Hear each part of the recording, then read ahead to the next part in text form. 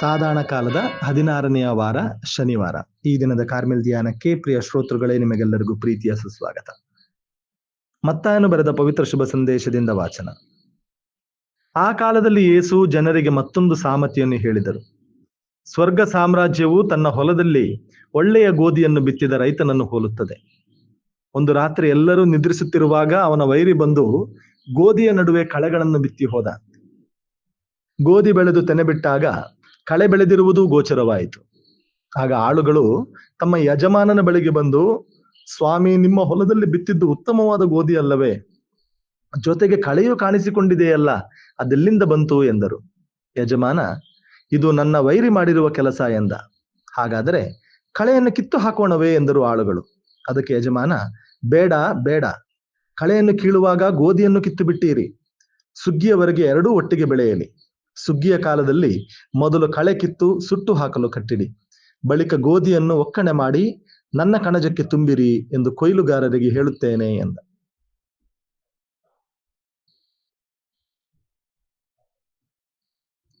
ಪ್ರಭುವಿನ ಶುಭ ಸಂದೇಶ.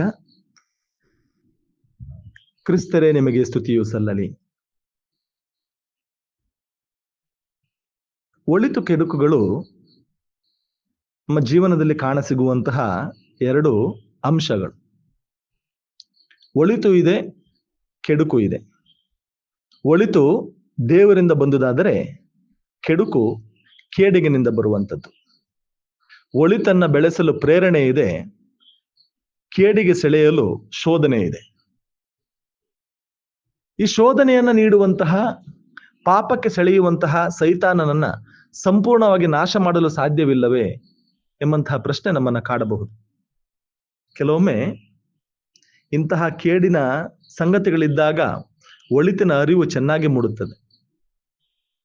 ಕತ್ತಲು ಇಲ್ಲದಿದ್ದರೆ ಬೆಳಕಿನ ಅರಿವು ನಮಗಾಗುತ್ತಿರಲಿಲ್ಲ. ಕೇಡು ಇದ್ದುದರಿಂದಲೇ ಏನೋ ಒಳಿತಿನ ಸವಿ ಸ್ವಲ್ಪ ಚೆನ್ನಾಗಿಯೇ ನಮಗೆ ತಿಳಿಯುತ್ತದೆ.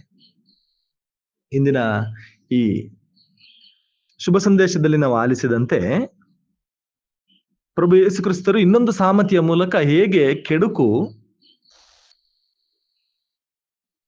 ಒಳಿತಿನ ಮಧ್ಯೆ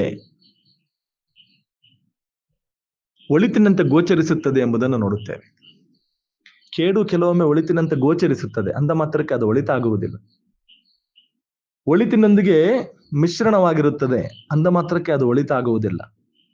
ಕೆಲವೊಮ್ಮೆ ದೇವರು ಅದನ್ನು ಸಹಿಸಿಕೊಳ್ಳುತ್ತಾರೆ, ಇರಲಿ ಎಂದು ಬಿಟ್ಟು ಬಿಡುತ್ತಾರೆ. ಅಂದ ಮಾತ್ರಕ್ಕೆ ನಾವು ಶೋಧನೆಗೆ ಒಳಗಾಗಿ ಪಾಪಕ್ಕೆ ದಾಸರಾಗಬೇಕೆಂದಲ್ಲ, ಬದಲಾಗಿ ಅಂತಹ ಒಂದು ನಿದರ್ಶನವಿದ್ದಾಗ ಅದನ್ನು ತೊರೆದು ಒಳಿತನ್ನ ಆಲಂಗಿಸುವಾಗ ಅದರ ಆನಂದವೇ ಬೇರೆ. ಅಂತಹ ಒಳಿತನ್ನ ಆಲಂಗಿಸುವಂತಹ ಶಕ್ತಿ ನಮ್ಮದಾಗಬೇಕು ಎಂಬ ಒಂದೇ ಒಂದು ಕಾರಣಕ್ಕಾಗಿ ಕೆಲವೊಮ್ಮೆ ದೇವರು ಅದಕ್ಕೆ ಅನುಮತಿ ಕೊಡುತ್ತಾರೆ. ಕತ್ತಲಿದ್ದಾಗಲೇ, ಈಗಾಗಲೇ ಹೇಳಿದಂತೆ, ಬೆಳಕಿನ ಮಹತ್ವ ಚೆನ್ನಾಗಿ ತಿಳಿಯುತ್ತದೆ. ಶೋಧನೆ ಇದ್ದಾಗಲೇ ಪ್ರೇರಣೆಗೆ ಹೆಚ್ಚಿನ ಮಹತ್ವ ಸಿಗುತ್ತದೆ, ಪ್ರೇರಣೆಯ ಸವಿ ಚೆನ್ನಾಗಿ ತಿಳಿಯುತ್ತದೆ. ಸಾಮತಿ ಹೇಳುವಂತೆ ಕಳೆಯನ್ನ ಕಿತ್ತು ಹಾಕುವುದೇ, ಕಿತ್ತು ಬಿಡುವುದೇ ಎಂದು ಕೇಳುವಾಗ, ಇರಲಿ, ಕಳೆಯನ್ನ ಕಿತ್ತಾಕುವಂತಹ ಆ ಉತ್ಸಾಹದಲ್ಲಿ ನೀವು ಬೆಳೆಯನ್ನು ಕೀಳುವಂತಹ ಸಾಧ್ಯತೆ ಇದೆ. ಅದರಿಂದ ಎರಡು ಬೆಳೆಯಲಿ, ಒಟ್ಟೊಟ್ಟಾಗಿ ಬೆಳೆಯಲಿ. ಬೆಳೆಯಾಗುತ್ತದೆ, ಕಳೆಯಾಗುತ್ತದೆ. ಆದರೆ ವ್ಯತ್ಯಾಸ ಇಷ್ಟೇ, ಬೆಳೆಯನ್ನ ಕಣಜದಲ್ಲಿ ತುಂಬಲಾಗುತ್ತದೆ, ಕಳೆಯನ್ನ ಸುಟ್ಟು ಹಾಕಲಾಗುತ್ತದೆ. ಕೇಡಿನ ಜೀವನ ಮಾಡಲೇ, ಏಕೆಂದರೆ ಕೇಡನ್ನ ಮಾಡುತ್ತಲೇ ಕೆಲವರು ಜಯವನ್ನ ಸಾಧಿಸುತ್ತಾರೆ. ಕೇಡಿನ ಜೀವನದಲ್ಲಿ ಹೆಚ್ಚಿನ ಯಶಸ್ಸು ಇಂದು ಕಾಣಸಿಗುತ್ತದೆ. ನಾನು ಕೇಡನ್ನ ಅನುಭವಿಸುತ್ತೇನೆ, ನಾನು ಕೇಡನ್ನ ಪಾಲಿಸುತ್ತೇನೆ, ನಾನು ಕೇಡಿನ ಜೀವನದ ಮೂಲಕ ನನಗೆ ಬೇಕಾದುದನ್ನು ಗಳಿಸುತ್ತೇನೆ ಎಂಬ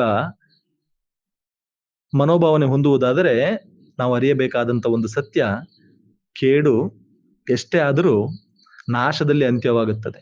ಒಳಿತು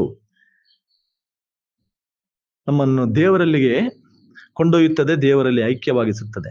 ಬೆಳೆ ಕಣಜದಲ್ಲಿ ತುಂಬಲ್ಪಡುತ್ತದೆ, ಕಳೆ ಸುಟ್ಟು ಹಾಕಲ್ಪಡುತ್ತದೆ. ಕೇಡು ಎಷ್ಟೇ ಯಶಸ್ಸನ್ನು ನೀಡಿದರೂ, ಒಳಿತು ಎಂದು ಕಂಡು ಬಂದರೂ ಅದರ ಕೊನೆಯಾಗುವುದು ಬೆಂಕಿಯಲ್ಲಿ. ಅದೇ ಬೆಳೆಯನ್ನ ಶೇಖರಿಸಿಡುವುದು ಕಣಜದಲ್ಲಿ. ಒಳಿತು ನಮ್ಮನ್ನ ಕಣಜಕ್ಕೆ ಒಯ್ಯುತ್ತದೆ, ಕೇಡು ನಮ್ಮನ್ನ ಬೆಂಕಿಗೆ ಒಯ್ಯುತ್ತದೆ.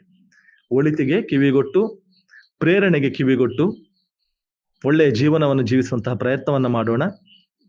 ಕೇಡನ್ನ ತೊರೆದು, ಕೇಡನ್ನ ದೂರವಿಟ್ಟು, ಕೇಡಿನಿಂದ ನಾಶ ಎಂಬುದನ್ನು ಅರಿತು ಒಳಿತಿನ ಆ ಜೀವನವನ್ನು ನಡೆಸುತ್ತಾ ದೇವರ ಪ್ರೀತಿಗೆ ಪಾತ್ರರಾಗೋಣ.